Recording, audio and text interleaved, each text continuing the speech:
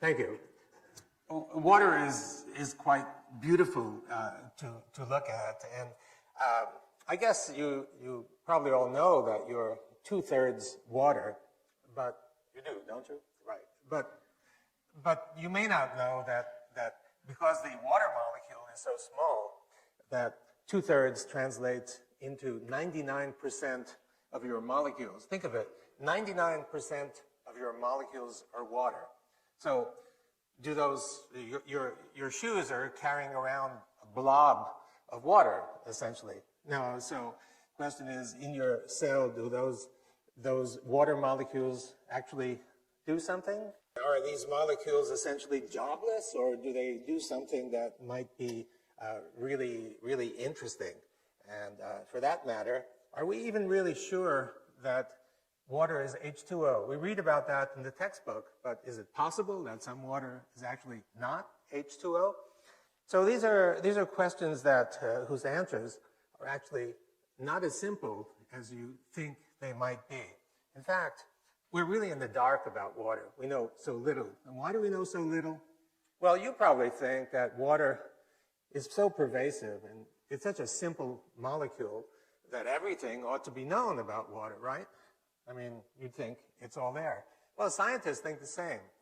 Many scientists think, oh, water is so simple that everything must be known.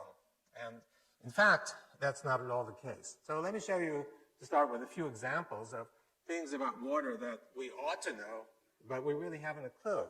So here's something that you see every day. You see a cloud in the sky, and you haven't asked the question, how does the water get there?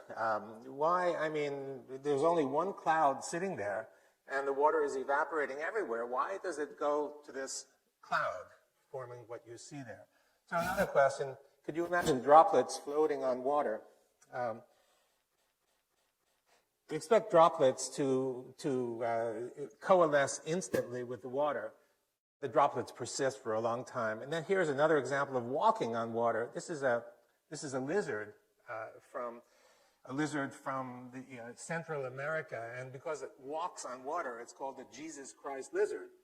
And of course, you'll say, well, I know the answer to this. The surface tension is high on water, but the common idea of surface tension is that there's a single molecular layer of water at the top, and this single molecular layer is sufficient to create enough tension to hold whatever you put there. I think this is an example that doesn't fit that. And here's another example, 2 beakers of water. You put 2 electrodes in, and you put high voltage between them, and then what happens is a bridge forms, and this bridge is made of water, a bridge of water, and this bridge can be sustained as you move one beaker away from the other beaker as much as 4 centimeters, sustained essentially indefinitely. How come we don't understand this? So what I mean is that there are lots of things about water that we should understand, but we don't understand. And so we really don't know. So, okay, so what do we know about water? Well, you've learned that the water molecule contains an oxygen and 2 hydrogens. That you learn in the textbook. So we know that. And we also know there are many water molecules, and these water molecules are actually moving around microscopically. So we know that. What don't we know about water? Well, we don't know anything about the social behavior of water. What do I mean by social? Well, you know, sitting at the bar and chatting with your neighbor. We don't know how water molecules actually share information or interact. And also, we don't know about the actual movements of water molecules, how water molecules interact with one another, and also how water molecules interact with other molecules like that purple one sitting there. Unknown. Also, the phases of water. Now, we've all learned that there's a solid phase, a liquid phase, and a vapor phase. However, 100 years ago, there was some idea that there might be a 4th phase somewhere in between a solid and a liquid. Sir William Hardy, a famous physical chemist, 100 years ago exactly, professed that there was actually a 4th phase of water, and this water was kind of more ordered than other kinds of water, and in fact had a gel-like consistency. So the question arose to us, you know, all of this was forgotten because because people began, as methods improved, to begin to study molecules instead of ensembles of molecules. And people forgot about the collectivity of water molecules and began looking, the same as in biology, began looking at individual molecules and lost sight of the collection. So we thought, we're going to look at this because we had some idea that it's possible that this missing link, this fourth phase, might actually be the missing link so that we can understand the phenomena regarding water that we don't understand. So we started by looking somewhere between a solid and liquid. And the first experiments that we did that get us going is we took a gel, that's the solid, and we put it next to water. And we added some particles to the water because we had the sense that something, the particles would show us something. And sure enough, you can see that what happened is that the particles began moving away from the interface between the gel and the water, and they just kept moving and moving and moving, and they wound up stopping at a distance that's, well, roughly the size of one of your hairs. Now that may seem small, but by molecular dimensions, that's practically infinite. It's a huge dimension. So we began studying the properties of this zone, and we called it, for obvious reasons, the exclusion zone, because practically everything you'd put there would get excluded, would get expelled from the zone as it built up, or instead of exclusion zone, EZ for short. And so we found that the kinds of materials that would create or nucleate this kind of zone, not just gels, but we found that practically every water-loving or so-called hydrophilic surface could do exactly that, creating the EZ water. And as the EZ water builds, it would expel all the solutes or particles, whatever, into the bulk water. And we began learning about the properties, and we've spent now quite a few years looking at the properties. And so it looked something like this. You have a material next to water, and these sheets of EZ layers begin to build, and they build and build, and you just keep building up one by one. And so if you look at the structure of each one of these planes, you can see that it's a honeycomb, hexagonal kind of structure, a bit like ice, but not ice. And if you look at it carefully, you can see the molecular structure. So of course it consists of hydrogen and oxygen because it's built from water. But actually, they're not water molecules. If you start counting the number of hydrogens and the number of oxygens, it turns out that it's not H2O. It's actually H3O2. So it is possible that there's water that's not H2O, some phase of water. So we began looking, of course, more into these extremely interesting properties. And what we found is we stuck electrodes into the EZ water because we thought there might be some electrical potential. And it turned out that there's lots of negative charge in that zone. And we used some dyes to seek positive charge, and we found that in the bulk water zone, there was an equal amount of positivity. So what's going on, it looked like, is that next to these interfaces, the water molecule was somehow splitting up into a negative part and the positive part. And the negative part sat right next to the water-loving material, and the positive charges went out beyond that. We found, actually, it's the same. You didn't need a straight interface. You could also have a sphere. So you put a sphere in the water, and any sphere that's suspended in the water develops one of these exclusion zones, EZs around it, with the negative charge. And beyond that is all the positive charge separation. It didn't have to be only a material sphere. In fact, you could put a droplet in there, a water droplet, or in fact, even a bubble. You get the same result. Surrounding each one of these entities is a negative charge and the separated positive charge. So here's a question for you. If you take two of these negatively charged entities and you drop them in a beaker of water near each other, what happens to the distance between them? Now, I bet that 95% of you would say, well, that's easy. I learned in physics, negative and negative repel each other. So therefore, they're going to go apart from one another, right? Is that what you'd guess? Well, the actual result, if you think about it, is that it's not only the positive charge, negative charge, but you also have positive charge.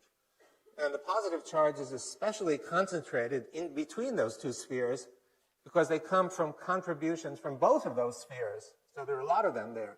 When you have positive in between two negatives, what happens is that you get an attractive force. And so you expect these two spheres to actually come together despite the fact that they have the same charge. And that's exactly what happens. It's been known for many years. They come together, and if you have many of them instead of just two of them, you'll get something that looks like this.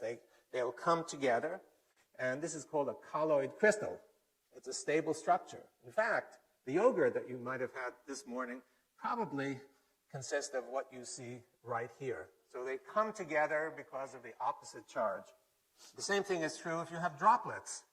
They come together because of the opposing charges.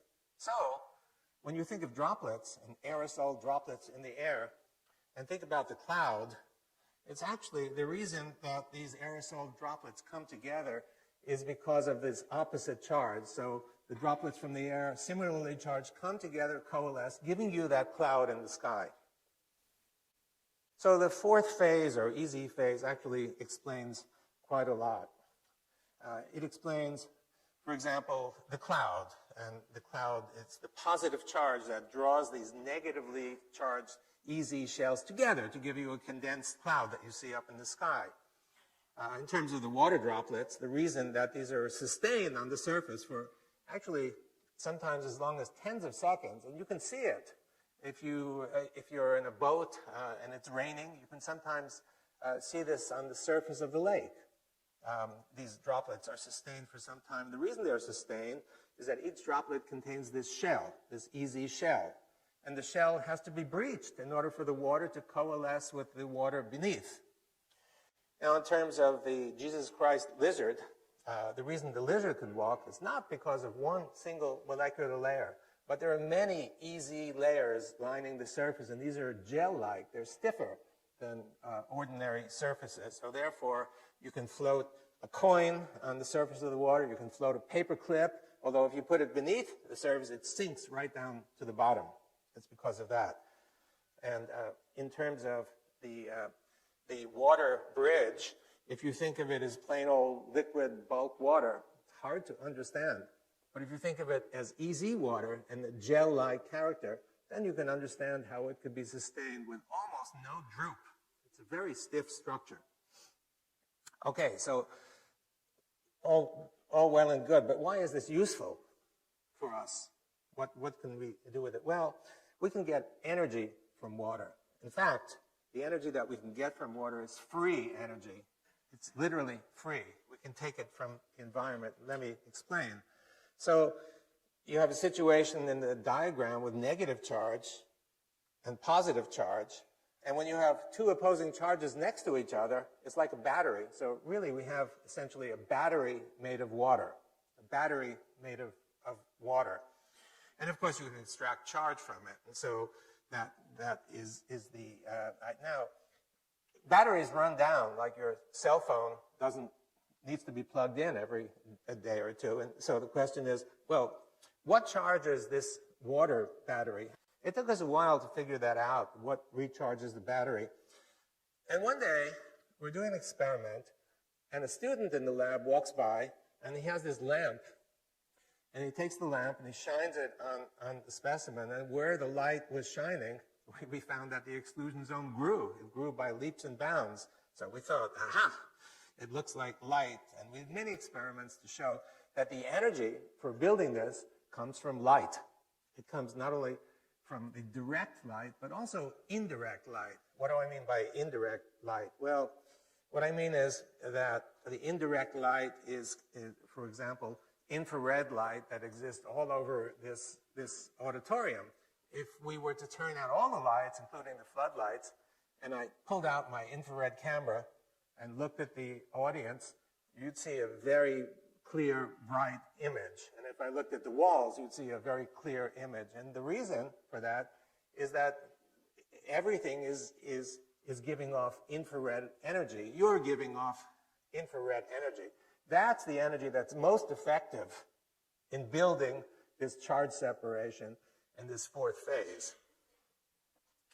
So in other words, you have the material, you have the easy water, and you collect energy from outside. And as you collect the energy from outside, the exclusion zone builds. And if you take away that extra energy, it'll go back to its normal size. So this battery is basically charged by light, by the sun. It's a gift from the sun. If you think about it, what's going on, if you think about the plant that you have sitting in your kitchen getting light, you know where the energy comes from. The energy comes from the light. It's the photons that hit the plant that supply all the energy, right? And the plant converts it to chemical energy, the light energy to chemical energy, and the chemical energy is then used to do growth and metabolism and bending and what have you. That we all know, it's very common. What I'm suggesting to you from our results is that the same thing happens in water. No surprise because the plant is mostly water. So I'm suggesting to you that energy is coming in from outside, light energy, infrared energy, radiant energy, basically, and the water is absorbing the energy and converting that energy into some sort of useful work. And so we come to the equation E equals H2O, a bit different from the equation that you're familiar with.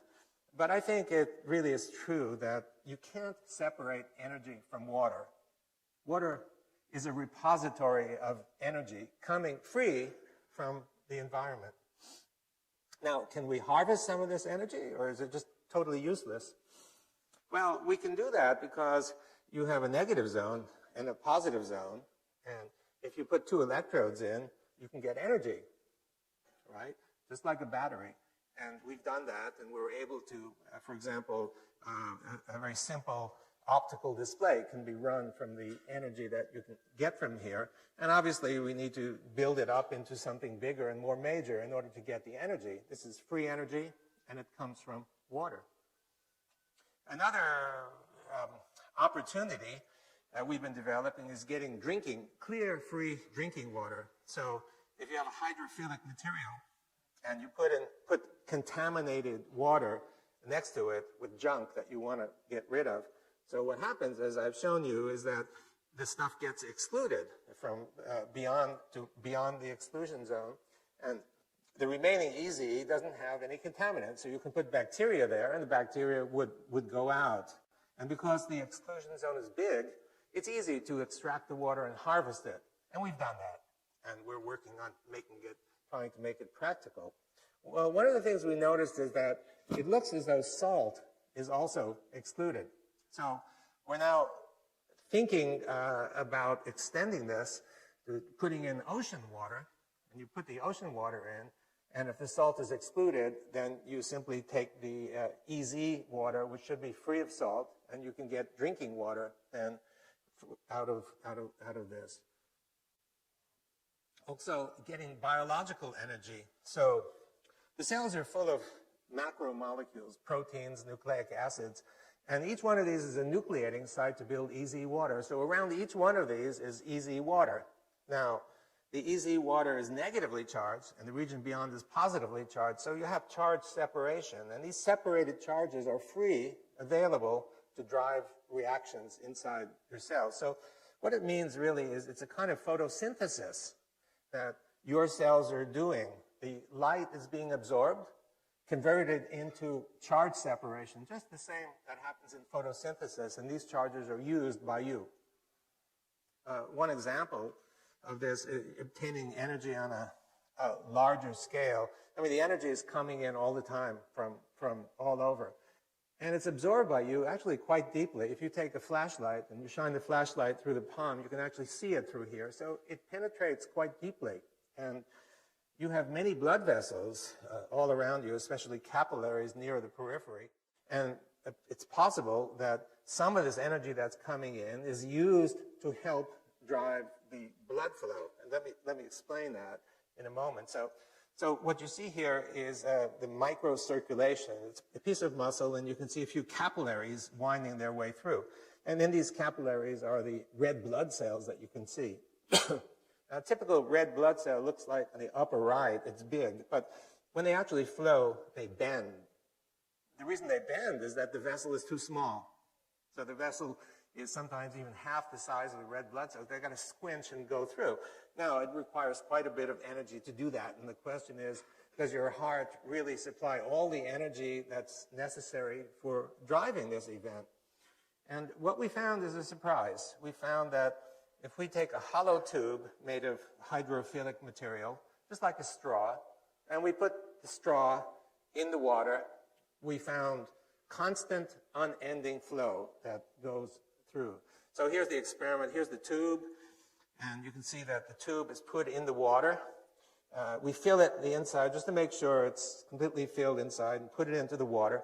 And the water contains some spheres, some particles, so we can detect any movements that occur. And you look in the microscope, and what you find looks like this: unending flow through the tube. It can go on for a full day, as long as we've looked at it. So it's free. Light is driving this flow in a tube. No extra source of energy other than light. So if you think about the human and think about the energy that's being absorbed in your water and in your cells, it's possible that we may use some of this energy to drive biological processes in a way that you had not envisioned before. So what I presented to you has many implications for science and technology that we've just begun thinking about. And the most important is that the radiant energy is absorbed by the water and giving energy to the water in terms of chemical potential. And this may be used in biological contexts, for example, as in flow, but many other blood flow in many other contexts as well. And when you think of chemical reactions that involve water, you just think of a molecule sitting in the water. But what I've shown you is not just that. You have the molecule or the particle, easy, positive charge, the effect of light. All of those need to be taken into account. So it may be necessary to reconsider many of the kinds of reactions or understanding these reactions that we've learned about in our chemistry class. Weather. So I've shown you about clouds. The critical factor is charge. If you take a course in weather and such, you hear that the most critical factors are temperature and pressure. Charge is almost not mentioned, despite the fact that you can see lightning and thunder all the time. But charges may be much more important than pressure and temperature in giving us the kind of weather that we see. Health. When you're sick, the doctor says, drink water. There may be more to that than meets the eye. And in food is mostly water. We don't think of food as being water, but it's mostly water. If we want to understand how to freeze it, how to preserve it, how to avoid dehydration, we must know something about the nature of water, and we're beginning to understand about that. In terms of practical uses, there's desalination possibility.